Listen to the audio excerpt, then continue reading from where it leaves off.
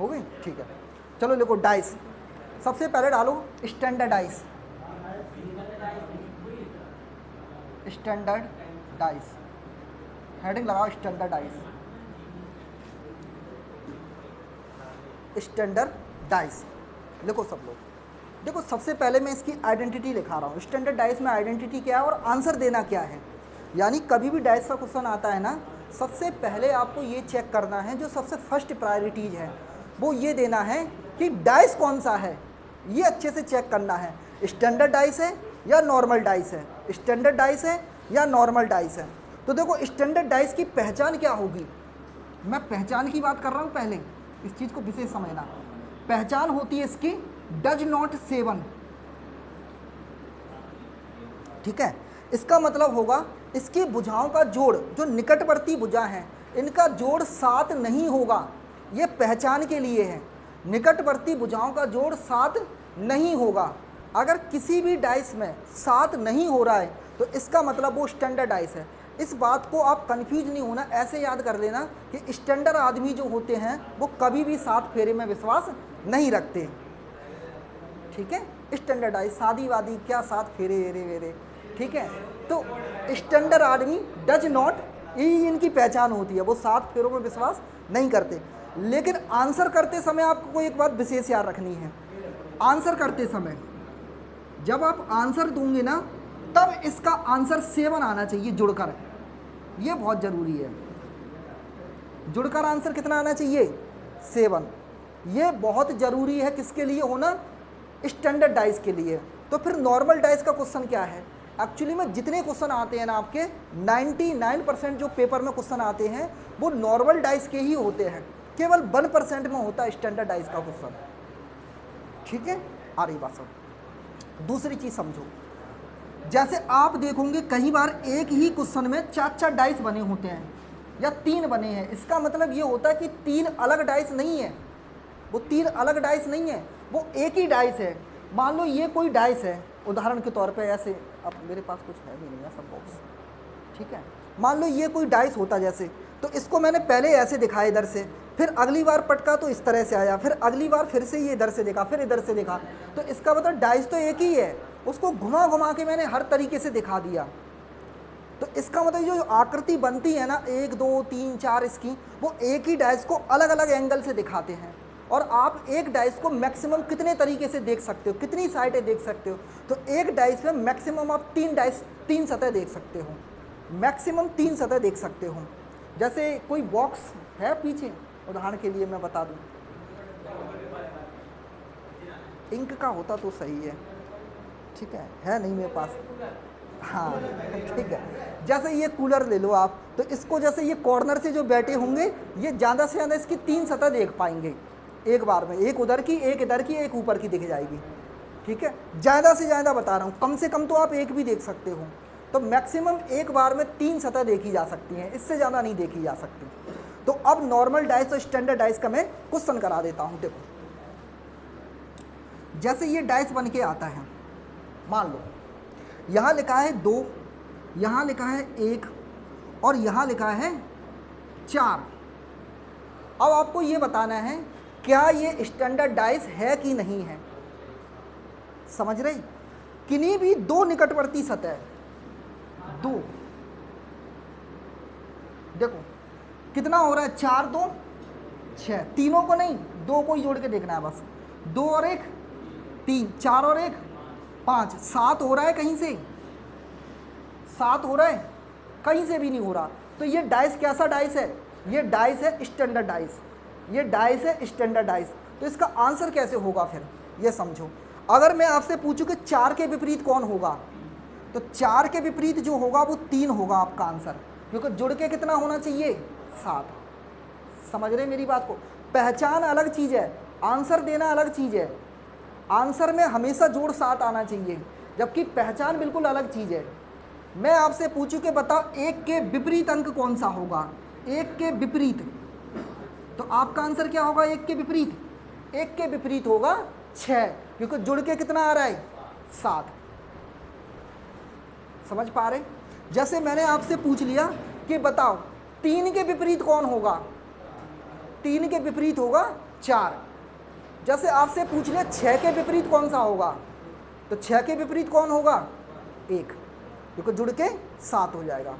पहले आपको किसी भी क्वेश्चन में पहचान करनी है ये स्टैंडर्ड डाइस है या नॉर्मल डाइस। हमेशा किन्हीं भी दो निकटवर्ती सतह का लेते हैं जो आपको दिखाई दे रही हैं वो। चलो इसका आंसर बताना थोड़ा सा मुझे, बताओ क्या ये स्टैंडर्ड डाइस है? तो आप कहोगे ये जो है ना वो स्टैंडर्ड डाइस नहीं है। दिख रहा है इसमें, आ रहा है ये?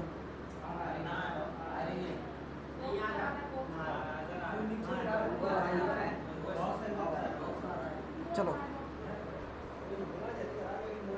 ठीक है, बस इतना ही आ रहा है ना,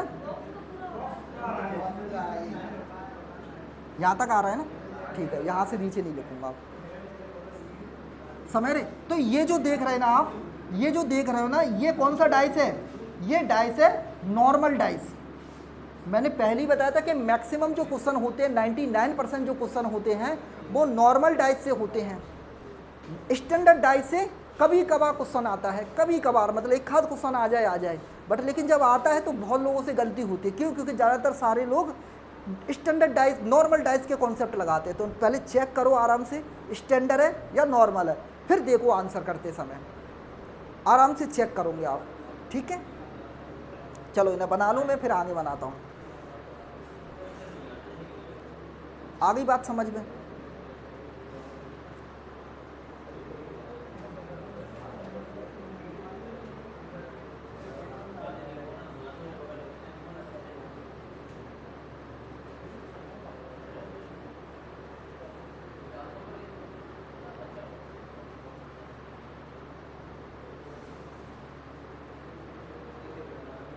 अब हेडिंग लगा लो आप, साधारण पासा। स्टैंडर्ड पासा का क्वेश्चन समझ आ गया, सिंपल सा क्वेश्चन है। निकटवर्ती सतह देखो, अगर निकटवर्ती सतह का जोड़ 7 नहीं हो रहा है पहचान के लिए, तो इसका मतलब वो डाइस कैसा है? Standard dice. और फिर इसका आंसर करते समय 7 होना चाहिए। पहचान अलग चीज़ है, आंसर करना अलग चीज़ है, दोनों अलग अलग चीज़ें हैं। पहचान के लिए ये देखो कि स्टैंडर्ड आदमी, नॉर्मल आदमी अगर 7 फेरों को फॉलो कर रहा है इसका मतलब नॉर्मल है। नहीं मानता 7 फेरे में विश्वास, मतलब स्टैंडर्ड है। स्टैंडर्ड है तो इसको बना दो साधारण, ठीक है, 7 करके। आ गया समझ? अगला देखते हैं। अब आप हेडिंग लगा लोगे नॉर्मल डाइस, और मैक्सिमम क्वेश्चन इसी से आते हैं। नॉर्मल डाइस, साधारण पासा।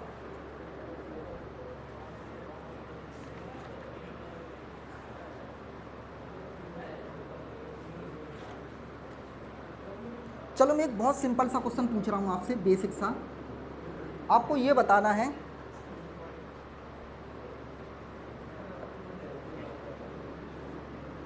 मैं ये 3 पासे बना रहा हूँ, कभी कभी ऐसे भी क्वेश्चन आता है।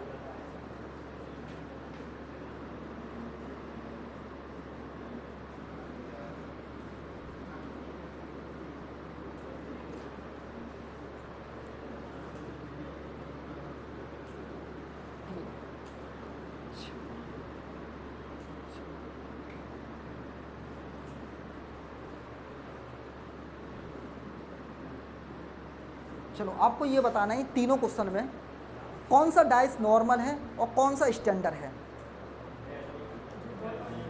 पहला डाइस कौन सा है बताओ? ये कौन सा है? ये देखो जुड़ के 7 हो गया ना, तो ये पासा है नॉर्मल डाइस। ये पासा कौन सा है फिर बताओ? 4 और 3 7, तो ये भी नॉर्मल डाइस है। ये कौन सा है बताओ? 5 और 1, 5 और 3, 3 और 1, कहीं भी 7 नहीं हुआ ना, तो ये जो पासा है वो है स्टैंडर्डाइज। इसको कहते हैं अपन मानक पासा।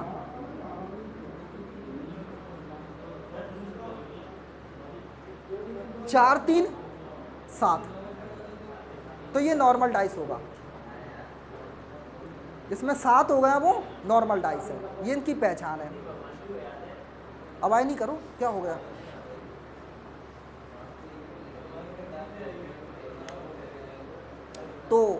नॉर्मल डाइस की मैंने पहचान बता दी। नॉर्मल डाइस में क्या है, 7 होना चाहिए। अब इसके रूल्स लिख लो आप, रूल्स क्या क्या है। सबसे पहला लिखो रूल नंबर 1। अच्छा, ये रूल क्रम से लगाए जाते हैं, ऐसे जैसे मैं लिखा रहा हूँ ना वैसे ही अप्लाई करने होते हैं ये। कभी कभी एक साथ 2 रूल लग जाते हैं, तो जो नंबर में पहले हैं वो पहले अप्लाई किया जाता है। आवाज़ नहीं करो करण। लिखो, सबसे पहले लिखो रूल नंबर 1।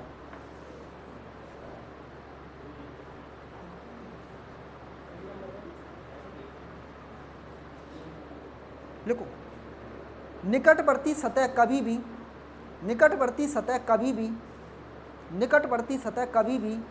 विपरीत नहीं हो सकती। निकटवर्ती सतह कभी भी विपरीत नहीं हो सकती। निकटवर्ती सतह कभी भी विपरीत नहीं हो सकती।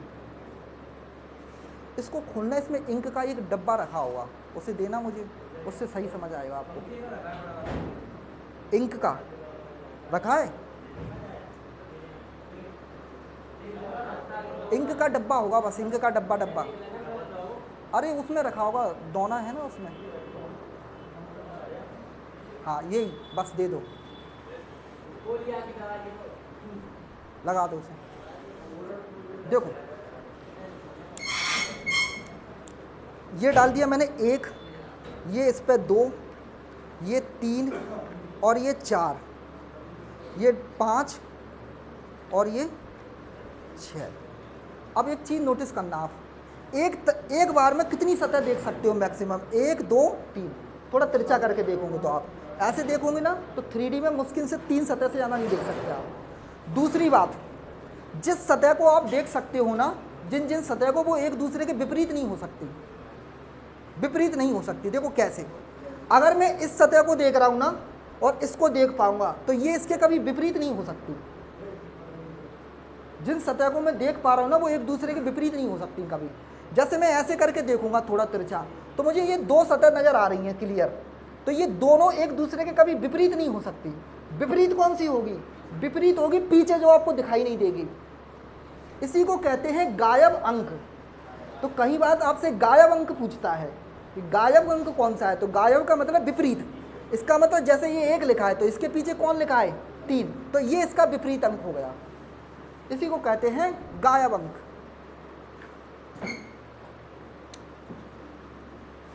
तो सबसे पहला नियम क्या है? निकटतम का नियम। निकटतम का नियम ये कहता है कि जो सतह इसके निकट होगी ना, इस सतह के, ये एक दूसरे के कभी भी विपरीत नहीं हो सकती।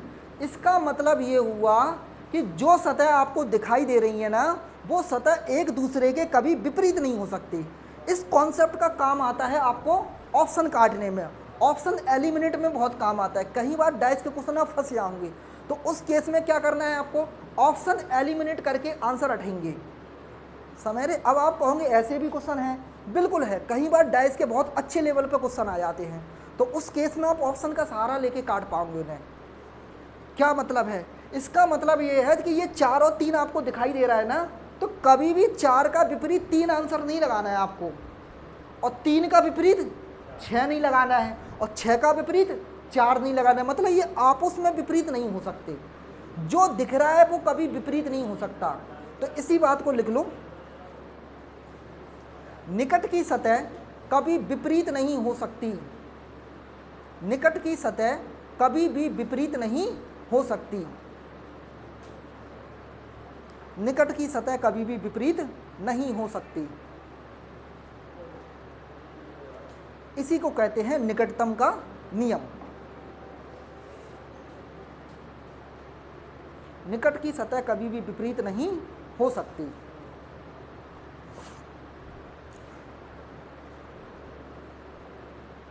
ठीक है, इट मीन्स मैं इस वाले डाइस को ले लेता हूं। अगर मैं आपसे ये कहूं कि 5 का विपरीत 2 हो सकता है, तो आप कहोगे कभी नहीं हो सकता। ये बात चल रही है नॉर्मल डाइस की, नॉट स्टैंडर्ड डाइस। क्या 3 का विपरीत कभी भी 2 या 5 में से कोई हो सकता है? तो आप कहोगे 2 या 5 में से कोई भी नहीं हो सकता। ये तय है, ये तय है। यानी जो दिख रहा है वो कभी विपरीत नहीं हो सकता। आप इतनी सी बात समझ लो ये जिन सतह को आप देख पा रहे हो ना, वो सतह कभी विपरीत नहीं हो सकती, वो निकटवर्ती होंगी, वो विपरीत नहीं हो सकती। विपरीत सतह वो होती जो आपको कभी दिखाई नहीं देगी। अगर आप इस सतह को देख रहे हो तो एक बार में इसके पीछे वाली नहीं देख सकते आप, आपको घुमाना पड़ेगा डाइस, तो ये वाली छुप जाएगी फिर इस केस में। चलो दूसरा नियम लिखो, नियम नंबर 2, कॉमन रूल। नियम number 2, common rule. Common rule, common rule, common rule. Common में क्या कहते हैं तुमने? कॉमन का मतलब होता है जो दोनों में हो, दोनों में हो। जैसे क्रिकेट में खेलते थे तो 5-5 खिलाड़ी हो गए, अब टीम तो 11-11 की होती है, लेकिन इतने खिलाड़ी ही नहीं है। तो आप खेलने गए थे कितने? 11 लोग, ठीक है, 11 लोग। तो आप क्या करते हो? 5-5 बांट लेते हो दोनों टीमों में, और जो एक बच गया उसे कॉमन कर देते हैं। उसका काम क्या होता है? वो या तो विकेट के पीछे खड़ा होगा तो वो दोनों ही टीम में खेलेगा वो, ठीक है, दोनों टीम में खेलेगा। बॉलिंग करेगा तो दोनों टीम में बॉलिंग करेगा, ये रूल रहता है इसका, ठीक है। ऐसे ही रूल होता है कि वो दोनों टीम में या तो बॉलिंग करेगा या दोनों टीम में बैटिंग करेगा, वो दोनों में ही रहेगा। उसी को कहते हैं कॉमन। रुक जाओ भाई, नहीं करो। इसी को कहते हैं कॉमन का रूल, इसी को कहते हैं कॉमन नियम। तो कॉमन नियम का मतलब जो दोनों में एक जैसा हो, दोनों में क्या हो? एक जैसा हो। देखो देखो, इसका मतलब ये हुआ कि कॉमन जो सतह होती है ना, वो एक दूसरे के साथ बॉन्ड बना लेंगी, यानी उन दोनों को काट देते हैं, और जो बच जाएगा वो एक दूसरे के क्या होंगी? विपरीत हो जाएगी। देखो देखो, किन्हीं भी दो पासों की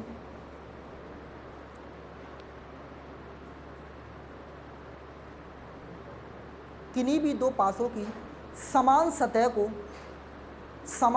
को किन्हीं भी दो पासों की समान सतह को काट देते हैं, समान सतह को काट देते हैं, तथा बची हुई सतह हमेशा एक दूसरे के विपरीत होंगी, तथा बची हुई सतह हमेशा एक दूसरे के विपरीत होंगी, हमेशा एक दूसरे के विपरीत होंगी, हमेशा एक दूसरे के विपरीत होंगी। इट मीन्स, मैं बनाता हूँ डायग्राम फिर आपको समझाता हूँ।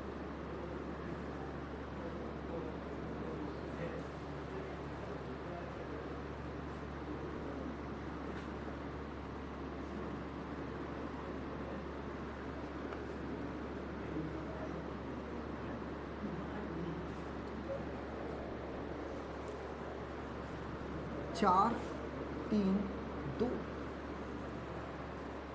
5, 3, 4। आपसे पूछा है 2 के विपरीत कौन सा अंक होगा? 2 के विपरीत अंक बताएं, अंक बताएं। 2 के विपरीत कौन सा अंक होगा, ये आपको बताना है इसमें। देखो, सबसे पहले काम क्या करना है? सबसे पहला काम तो ये देखना है आपको, क्या ये नॉर्मल डाइस है कि स्टैंडर्ड डाइस है। सबसे पहला काम ये करना है। देखो, ये एक ही डाइस है जिसकी अलग अलग आकृति बनाई गई है, ये 2 अलग अलग डाइस नहीं है, एक ही डाइस है। जैसे 2 बार फेंका गया, जैसे तुमने पहली बार फेंका तो तुम्हें इधर से ऐसे दिखाई दिया ये अक्षर, फिर दोबारा से फेंके फिर तुम्हें ये अक्षर दिखाई देंगे, समझ रहे? ये है डाइस, एक ही होता है। अगर 4 डाइस बने हैं इसका मतलब 4 अलग अलग नहीं है, वो एक ही डाइस को 4 बार फेंका गया है। अब आते हैं, सबसे पहले इसका मतलब ये है कि एक डाइस एक ही है। अगर कहीं भी 7 हो गया ना जोड़, कहीं भी जोड़ 7 हो गया तो इसका मतलब वो स्टैंडर्ड इसका मतलब वो नॉर्मल डाइस ही है। मैंने बताया था 7 याद रखना, मैंने बताया था पहचान अलग चीज़ है। तो अगर 7 हो रहा है निकटवर्ती सतह का जोड़ तो इसका मतलब वो नॉर्मल व्यक्ति है, तो 7 के रूल को फॉलो कर रहा है, ठीक है। इसका मतलब देखो, कोई भी एक हो जाए, कोई भी, इसका मतलब एक ही डाइस है। किसी भी तरह से अगर ये 7 हो गया ना तो इसका मतलब ये पूरा नॉर्मल डाइस माना जाएगा। देखो 4 और 3 7 हो गया, तो ये डाइस कैसा है? Normal dice. पेपर में हमेशा ध्यान रखना, पहला काम यही करना है कि सबसे पहले तो ये चेक करो कि नॉर्मल है कि स्टैंडर्ड। पता चला डाइस स्टैंडर्ड था, आप नॉर्मल वाले रूल लगाया है, 100% गलत होगा आपका आंसर। आते हैं अब देखो, अब इसमें ये देखो कोई दो ऐसी सतह जो एक जैसी हूँ, है कोई ऐसी है। इसमें क्या है 3 और 4, इसमें भी क्या है 3 और 4 है। इन दोनों को काट देंगे और जो बच गया वो एक दूसरे के क्या होगा, विपरीत। तो 2 के विपरीत अंक कौन सा होगा, 5 आपका आंसर होगा। आ रही है बातें समझ? किसमें 3 के विपरीत आप नहीं बता सकते अभी, ठीक है, वो अभी नहीं बता सकते आप, उसके लिए मैं आपको आगे रूल लिखा रहा हूँ, ठीक है। या करके भी ऑप्शन आते हैं, ठीक है। 3 के विपरीत 2, आपको ये पता चल जाएगा कि 5 तो नहीं है, जो दिख रहा है वो विपरीत नहीं हो सकता।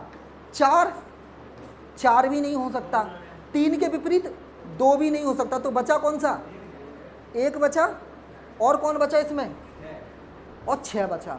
तो 1 या 6 में से कोई भी हो सकता है, समझ रहे? तो पहला रूल यही तो सिखा रहा था आपको, फर्स्ट वाला रूल क्या सिखा रहा था कि जो दिख रहा है वो विपरीत नहीं हो सकता। तो आपके सामने जो ऑप्शन होंगे उसमें से आप पहले तो 3 के विपरीत पूछे तो 4 और 5 को तो बिल्कुल ही कैंसिल कर देना आप। इसके अलावा किसको कैंसिल कर दोगे, 2 को भी कैंसिल कर दोगे। तो बचा कौन सा, 1 और 5। तो 1 या 5 आंसर होगा आपको। चलो नेक्स्ट वन लिखूं,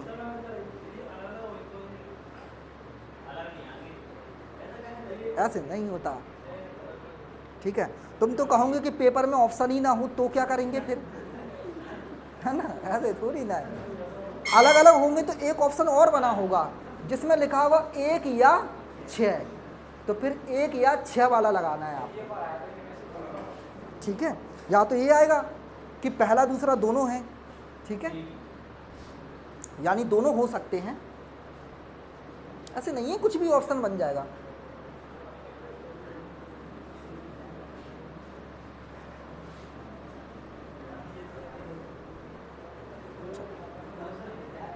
आप कुछ मत किया करो, आप तो जाके बस बुक लगा दिया करो, अपने आप सच्चाई पता चल जाएगा क्या पेपर में आता है और क्या नहीं आता, है ना। इससे अच्छी बात क्या हो सकती है, सीधे जाके बुक लगा दो प्रीवियस ईयर, आपको पता चल जाएगा क्या आ रहा है क्या नहीं आ रहा है और क्या आता है। ये क्वेश्चन आएंगे ही नहीं फिर आपके दिमाग में। चलो इसको बनाओ, बताना थोड़ा सा मुझे इसका आंसर।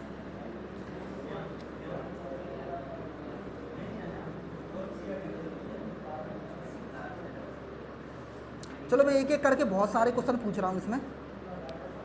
अच्छा, कभी भी ABCD बन के आया करे ना, आप उसे 1 2 3 भी मान सकते हो, और डॉट बन के आए तो 1 2 3 मान सकते हो। जैसे 1 बिंदी लगाए तो 1, 2 बिंदी लगाए तो 2, जैसे लगा देते ना कई बार ऐसे, इसको 2 लिख दिया करो आप मन में। और A का मतलब 1, B का मतलब 2, C का मतलब 3, ठीक है। अगर इसके ऊपर आ रहा है तो इसका मतलब वो 1 2 3 पर नहीं है, फिर वो डायरेक्ट सवाल है, हाँ, डॉलर वॉलर में आता है।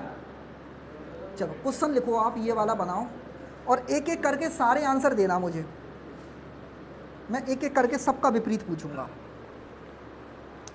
चलो पहला क्वेश्चन तो ये है आपके, ठीक है, कि A का विपरीत कौन है,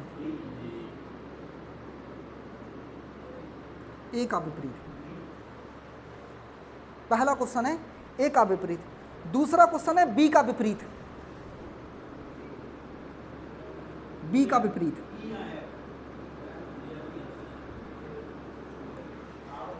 तीसरा क्वेश्चन है C का विपरीत।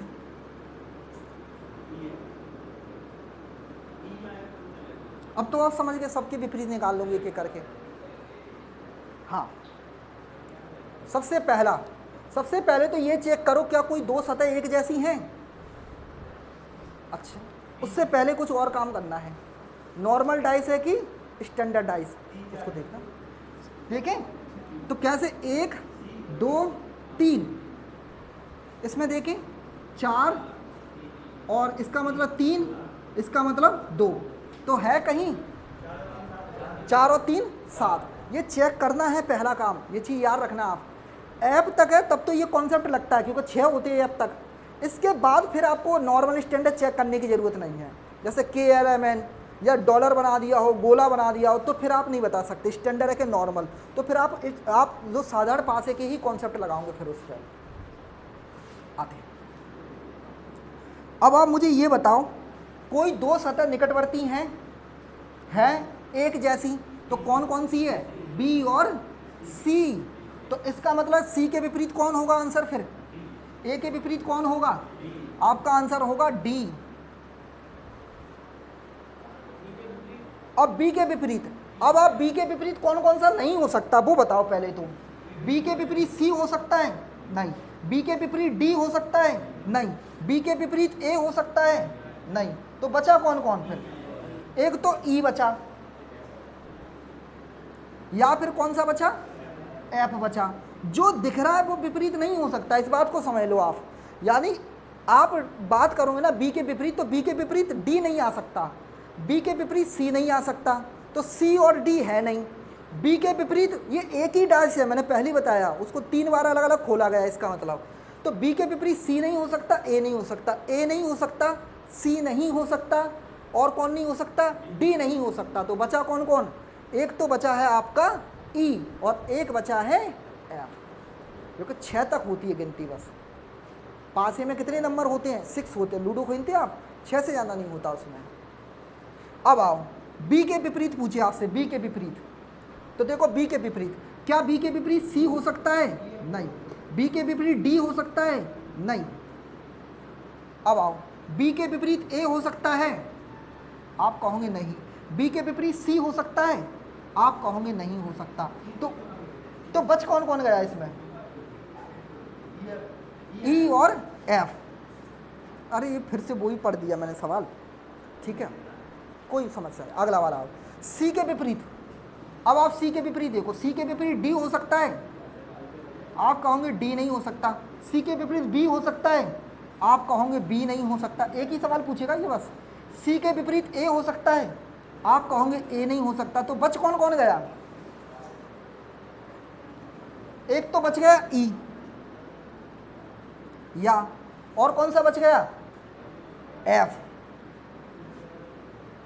इसका आंसर भी E या F। ये दो आंसर क्यों आ रहे हैं? दो आंसर का रीजन है, इस B के विपरीत या तो E होगा तो फिर इसका F होगा, और इसका अगर E हुआ तो इसका F होगा। ये मतलब है इसका, इसलिए इसके दो आंसर आ रहे हैं। समझ पा रहे? अगर आपसे पूछेगा B के विपरीत और ऑप्शन में ऐसे हुआ जैसे तुम पूछ रहे थे कि एक ऑप्शन में है E, एक ऑप्शन में है F और एक ऑप्शन में है E या F, आंसर क्या है?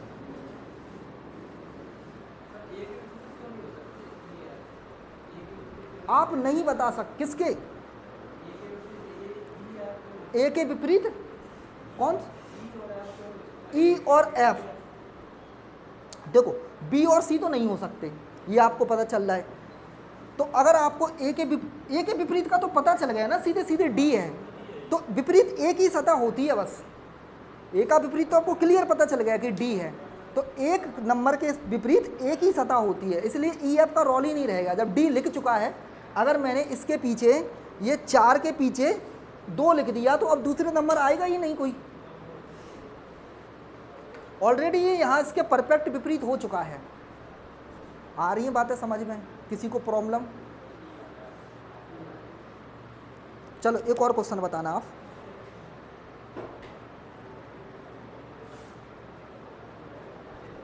आप सिंगल क्वेश्चन नहीं छूटेगा इस तरह से डाइस में। अब बना लेना अपनी बुक में जाके घर पे।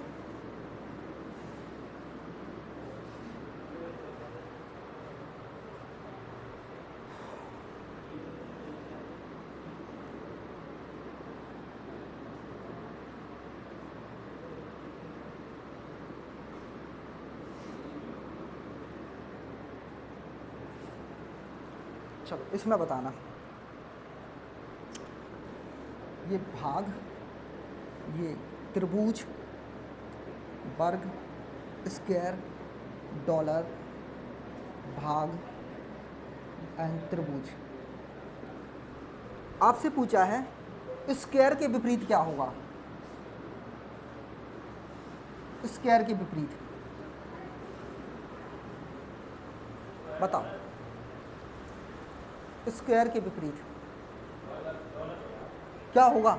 पहले तो इसमें देखो कॉमन सतह, अब देखो इसमें स्टैंडर्ड नॉर्मल का कोई मैटर नहीं है, इधर 1 2 3 नहीं है ना, इसलिए तो इसमें नहीं है तो कोई बात नहीं।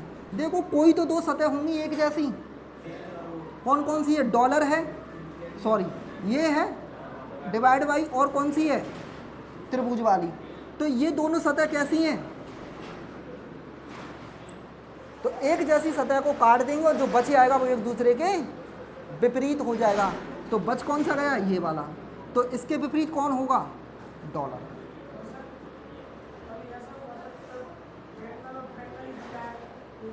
एक ही दिया है सिंगल, हाँ उसको क्लॉकवाइज घुमाना होता है, और तीसरा रूल वही है। देखो अगला,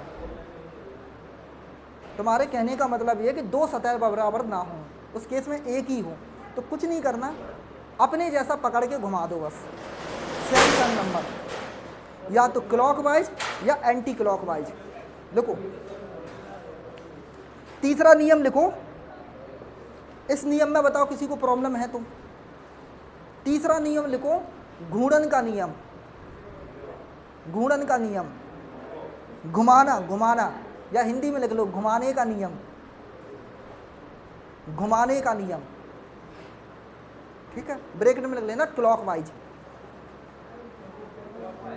हाँ देखो, समान संख्या को आधार बनाकर, समान संख्या को आधार बनाकर, समान संख्या को आधार बनाकर क्लॉकवाइज घुमा दे। समान संख्या को आधार बनाकर क्लॉकवाइज घुमा दे। अब आप लगा लेना, इस नियम के बाद 80% क्वेश्चन ऐसे ही बन जाएंगे आपके। 3 नियम नहीं, बाकी 20% अभी मैं और सिखाऊंगा ना आपको, अभी कल सिखाऊंगा। खोलने वाले आते हैं, कई बार ऑप्शन में डाइस होते हैं, निम्न में से नहीं हो सकता, ऐसे आते हैं ना। थोड़े से डाइस अब एडवांस हो चुका है, अब वैसा डाइस नहीं रहा जैसा आप 2 साल पहले देखे थे।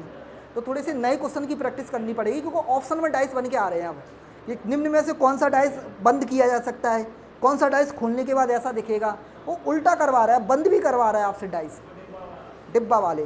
तो कल उनकी प्रैक्टिस करेंगे।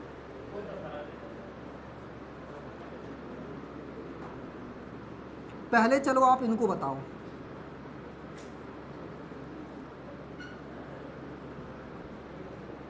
इसमें लिखो 6 4 3, इसमें लिखो 6 1 5। चलो आपको बताना है पहला क्वेश्चन, 3 के विपरीत कौन होगा?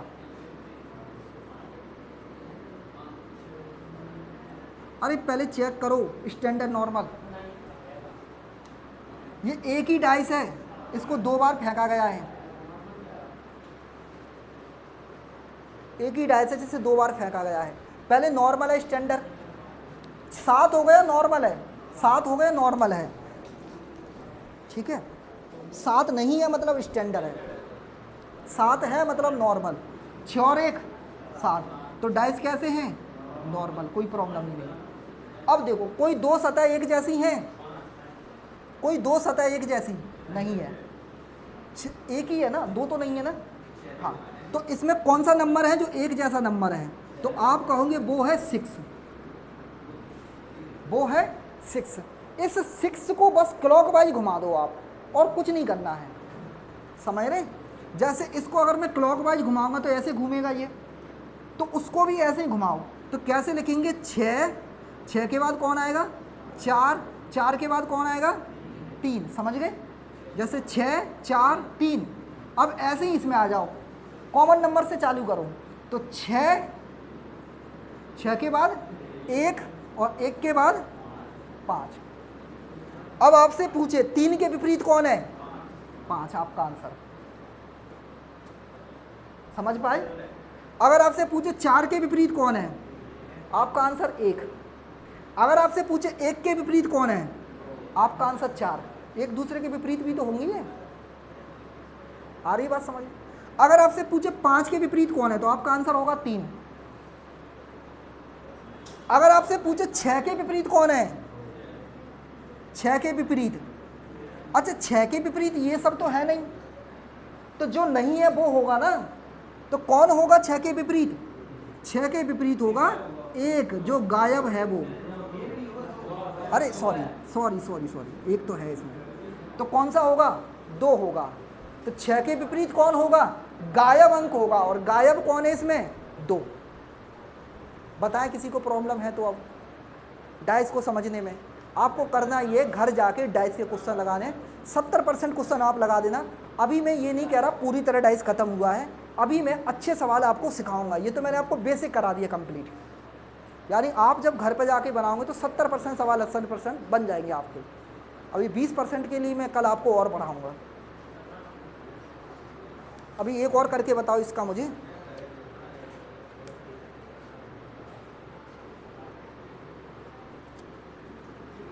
इसको साफ कर दें।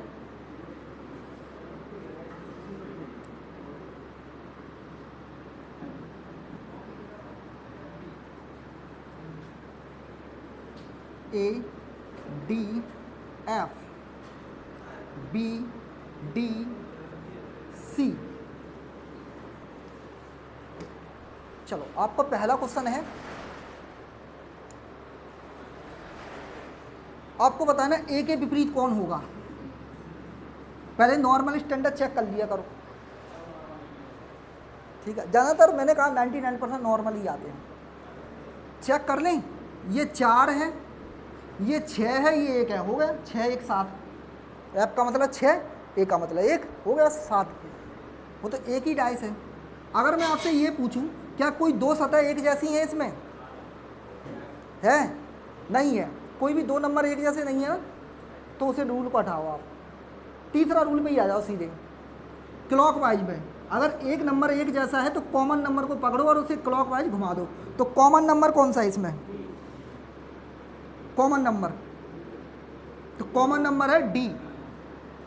ये दिख रहा है, ये कॉमन नंबर है ना डी दोनों में। तो क्लॉकवाइज घुमाओ, कैसे? डी, ए और एफ। अब उसमें डी, और चालू वहीं से करना है कॉमन नंबर पे से। तो वहां क्या डी, डी के बाद सी, ऐसे घुमाना है क्लॉकवाइज, और बी। तो अगर मैं आपसे पूछूं कि बी के विपरीत कौन सा अंक है, तो आपका आंसर होगा बी के विपरीत एफ, एफ के विपरीत बी। अगर आपसे पूछे ए, तो ए के विपरीत सी, सी के विपरीत ए। अगर आपसे पूछे डी के विपरीत कौन होगा, तो डी के विपरीत होगा डी नहीं होगा, डी के विपरीत डी नहीं होगा, डी के विपरीत होगा गायब। तो गायब कौन है? गायब कौन है इसमें? किसमें कौन नहीं दिखाई दे रहा? ई। तो इसका विपरीत होगा ई, क्योंकि डी का विपरीत डी नहीं हो सकता, और जो इनके विपरीत होगा वो इसका विपरीत नहीं हो सकता। तो जो नहीं दिख रहा वो इसका विपरीत होगा। इसका मतलब, इसे बंद कर दो रौनक।